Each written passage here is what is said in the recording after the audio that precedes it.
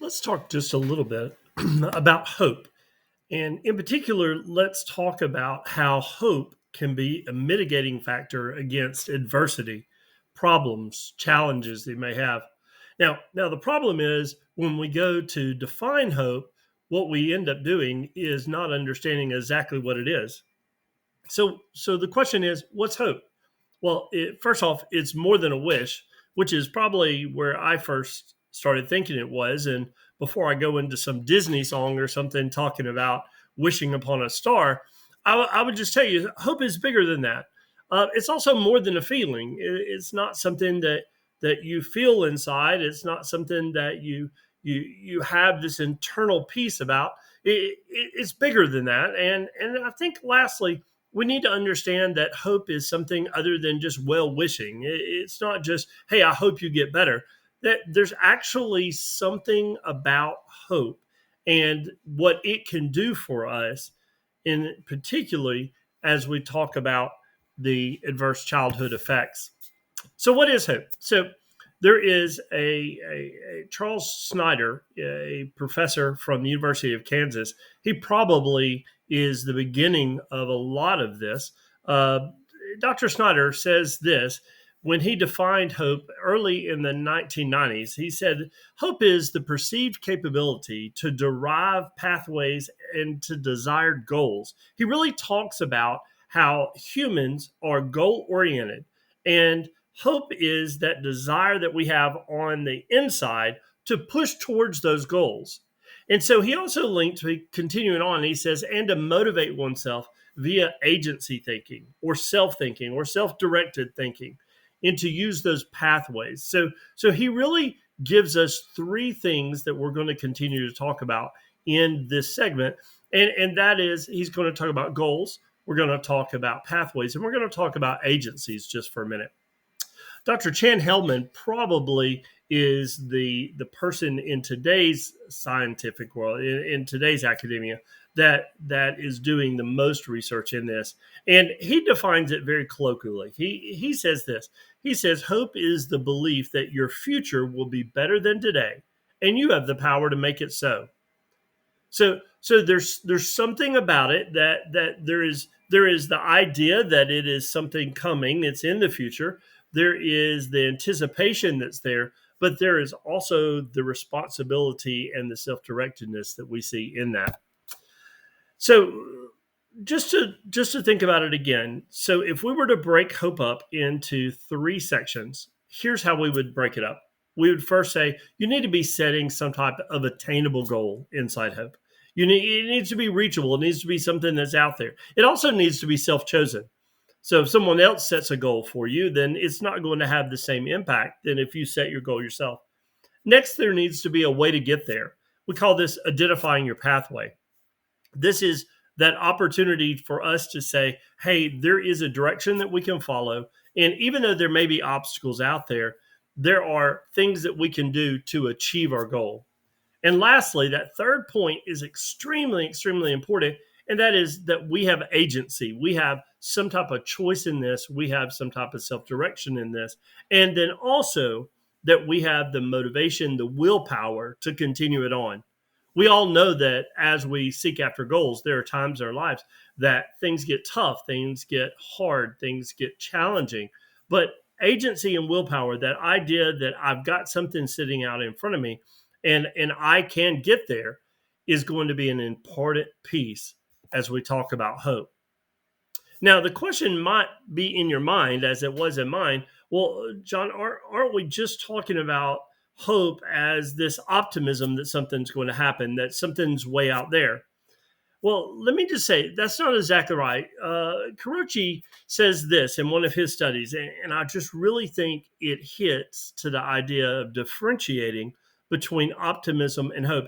He says that optimism, it refers to the belief that positive events are likely to occur in the future. So it's very easy to look at something and say, hey, I hope that it happens. I hope that it comes to pass. But it's just that hope, is that optimism that's there. But he defines this in this study. And to say that it was a study is just an understatement. It was a 6-year long longitudinal study It's the idea that he spent a lot of time working on this. And by the end of it, here's what he says, contrasting against optimism. He says that hope encompasses the ability to generate and implement plans for the future. It's focused on what people can do to achieve their goals. The idea is that it's not just, hey, something may happen and it may happen or it may not, but there are actual steps that we can take as individuals. There are actual pathways that we can begin to walk down to achieve our goals, to make it to that expected end. Now, why does this matter? Well, listen to this. Valley says this in one of his studies when he's looking at hope and he's trying to decide, trying to look at the operational side of it. And he's deciding whether or not that it is actually a strength, it is quantifiable or not. And here's what he says. Valley says that longitudinal research revealed that the baselines of adolescent hope, they are positively related to life satisfaction. And get this, very important, and they are negatively related to a stressful life event and other indices of the maladjustment, even 1 year later. Even 1 year later. Did you catch that?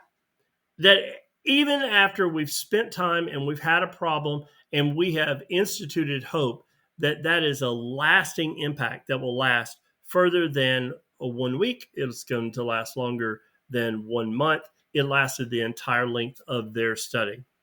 Now, here's what it has to do with adversity.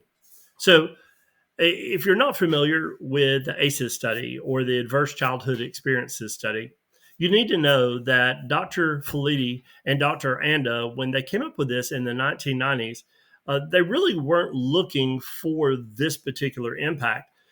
And they were actually working on obesity, and they were learning why some people could go to a weight loss clinic and they would do fine. And then other people would go to that same clinic, they would lose weight, but then a year down the road, a month down the road, 6 months down the road, they would start putting weight on. And so they began to interview, and here's what they found. They found that individuals who were struggling keeping their goals had some type of adverse event in their past. Now, to fast forward that and to add 17,500 people later, as they began to look at this, they identified 10 areas. Now, modern study tells us that they're not just 10 areas, but these are the 10 that they found. And they they classified them in 3 silos, if you will. The first one is a silo of abuse. So one of the groups of adverse experience is abuse, and it encompasses that physical, emotional, sexual abuse. The next silo would look at neglect, and that neglect was accurate whether or not it hit inside physical or it was emotional type neglect. The third silo was household dysfunction. This idea that there is some type of maladjustment inside that household unit. And this hit whether or not you were talking about mental illness, substance use disorder, whether there was a divorce and separation, whether a family member had been incarcerated, or whether there was some type of violence inside the home. And now here's what's interesting about this. What we've learned about this is these events, these experiences affect you for years past the actual thing. Listen to some of these statistics. Do you know that if you have 4 or more of those events in your life, that you're 250 times more likely to develop lung disease or hepatitis, that 3 times more likely to end up with a bout of depression within your life, 700 more times to end up with a substance use disorder, specifically alcoholism. And this is so important to our teenage. You're 1,200%, 12 times more likely to end up with suicidal ideation. And that's just with 4 events. And history tells us that if you have 1 event in your life, then you have between 70 and 80% likelihood that you're going to experience the second one. And then from the second one to the third one is another 80 to 90% likelihood. So what we know is once these start happening in your life, they tend to cascade. Now, it's not just these things that I've listed, but We also know that these adverse experiences also affect things that we think are more genetic in their designs. You have a higher likelihood of cardiac, higher likelihood of diabetes. These are all things that the more adverse experiences you have, then you're also more likely to have them as well. And that's very important when we go back to the HOPE study.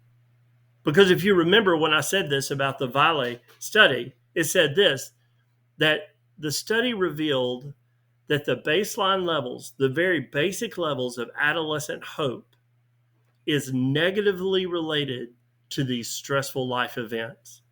And it was happening as an insulator and a protective factor, not just 1 month, but a full year later. So the idea that we can plant, that we can give, that we can teach, that we can work with someone to lend them hope has an effect that can change their life forever and ever. It provides a great insulator and a protective factor for the whole thing. And the thing is, over the years since the 1990s, which is really when this research has begun, there's not just been one study that said that. There's been study after study after study that said that. In fact, we're approaching right around the number of 2,000 studies on this information alone. And all of them say one thing alone, that hope is the single best predictor of a child and that child's family's capacity to thrive. That by inserting hope, even in a life that's been affected by adverse experiences, all of a sudden we're seeing that as a protective factor. Maybe they won't have to go through the suicidal ideation. Maybe it will help insulate them against substance use disorder. Giving hope is making a difference. There's an old proverb, and the proverb says this: even at the scent of water, the dead root, it begins to bud and it puts forth shoots like a plant. Let me tell you, I don't know a better way than to give hope. And through the giving of hope, we can begin to change a life. This is my idea. This is what I'm presenting to you. Consider hope, that it can protect against childhood adversity.